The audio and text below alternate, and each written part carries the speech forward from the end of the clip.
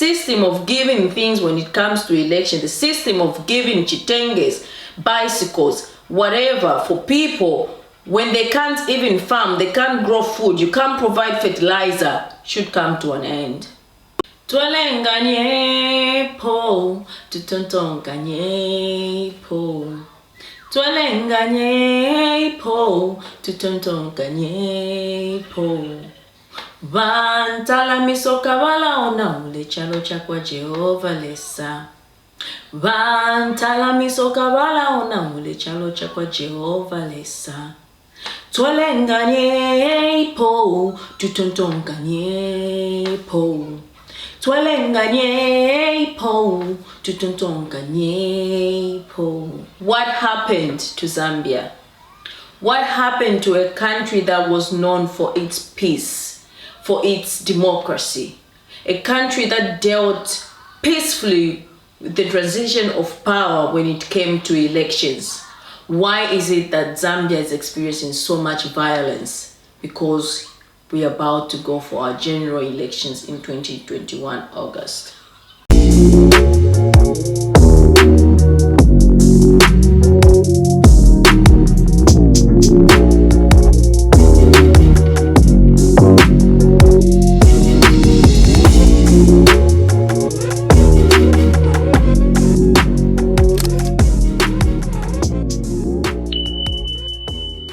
What's up guys, welcome back to my channel. My name is Bevelmo, and in today's video I'm gonna be asking a question. Why is it that youths are not taking part in the governance of the country?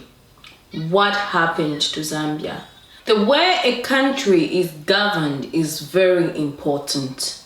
It reflects of the type of people that are in that position. The way Zambia has been governed in the last 5 years is a reflection of the type of people that we voted into power. So it's high time you and me thought about it. Has it been beneficial to you, or has it been beneficial to those that we voted into power? You are a citizen of that country. You have every right to question and to hold the people that you voted into power accountable. I always emphasize on this point. We need to start questioning things, holding people accountable, taking up leadership roles. That's the only way we can better our nation. Fresh minds need to be incorporated with, old minds. Fresh minds need to incorporate old minds to create better ideas, to function better. We need to start taking leadership roles. I understand in Africa, the biggest problem that we have, especially with African leaders, is African leaders instill fear in their citizens, especially in the youths. A few months ago, I asked some of my fellow youths to do a video on the political, social, and economic way forward for Mother Zambia. The replies I got were very, very heartbreaking, I should say, because I thought these people are experiencing this and they're experiencing the suffering. They can actually speak behind, in the background, but they don't want to put themselves out there because they're scared of what might happen to them if they start questioning things. Only a handful of people said yes to that. Most of their response was like, no, I can't do this because I work in the government. No, I can't say anything because I work in the government. But is this the democracy? Is this the freedom of speech that we fought for? Is this why we got our independence, where we can't even speak as a citizen of a nation?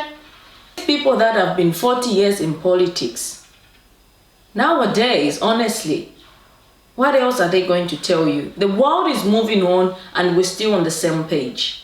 We still start on the same page. The world is moving. It's high time fresh minds started being incorporated in the governance of any country. African leaders should stop instilling fear in these youths. Balandati, imiti kula, empanga. Nomba yempanga nga mwambo kiona ula ile mpanga. What are we going to be left with? And these same youths, if they take up these leadership roles, the youths, the other generation that's coming behind them, will also be able to do the same. The fact that we are letting people as taking up, being in the position of power for so many years and yet they're doing nothing is scary. Constitution. Long time ago, every constitution that's drafted will actually incorporate the best interest of its people. Today's constitution is mostly talking about the best interest of people that are in the position of power. How they can better themselves, how they can carry on to be in that position for as long as they live. Where did we go wrong? What happened to Zambia? What happened to democracy? What happened to the transition, the peaceful transition of power? Why is there so much violence? We all want a better life. If I want a better life, somebody else wants a better life. But my betterness shouldn't step on other person's betterness, you understand? So many people are suffering and a few are laughing and, you know, drinking and partying. Half of the population is starving. The system of giving things when it comes to election, the system of giving chitenges, bicycles, whatever for people when they can't even farm, they can't grow food, you can't provide fertilizer, should come to an end. You people that get these things, you need to ask yourselves, where were these people 5 years ago? Where were they 5 years ago when you ushered them into power? Where were they 5 years ago? That's a question you need to ask yourself. Why is it that now that's when they've thought of you that, oh, for you to go and fetch some water, you need a bicycle. Or for you to go and buy something, you need a bicycle. Why have they thought of it now? Oh, I don't have clothes. Oh, here's a chitenge. Is that chitenge gonna last you or feed you for the next 5 years? Those are the questions you need to be asking yourself. You need to like wake up and open your eyes. It's all the same thing every single time. Every after 5 years, the same thing. Chitenges, caps. And then what? You don't have fertilizer. The only way you can eat is to grow food. But if you can't even have fertilizer to make sure that you grow that food, is that chitenge going to feed you for the rest of your life or for the next 5 years? Vote wisely. High prices of commodities. Tomato, tomato, balunda. Onyo nina yo ya dula. Inshonkono na shoshafula. Sense pefye na kalembula. Uno mwaka tulefwa kunsala tomato, tomato, balunda mayo. Balunda. High prices of commodities, shortages of onions in a country that's enriched with so much land. A country that can afford to actually produce its own onions and its own potatoes. Why do we have to import tomatoes? Why do we have to import onions? Why do we have to import potatoes? And yet, you see videos on social media saying there's development of roads. People ain't gonna eat roads.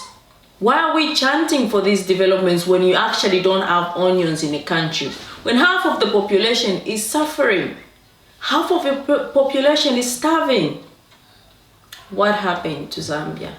Why is it that youths are not taking up leadership roles in the governance of the country? It's high time youths, especially Zambian youth, started involving themselves in these leadership roles, in these political positions. Once upon a time, it was a country that was known for its peace. How can we restore that peace? How can we make a better Zambia? This has been your girl Beverly Moore, and I hope this video has reached you guys and think twice when it comes to voting and taking up leadership roles.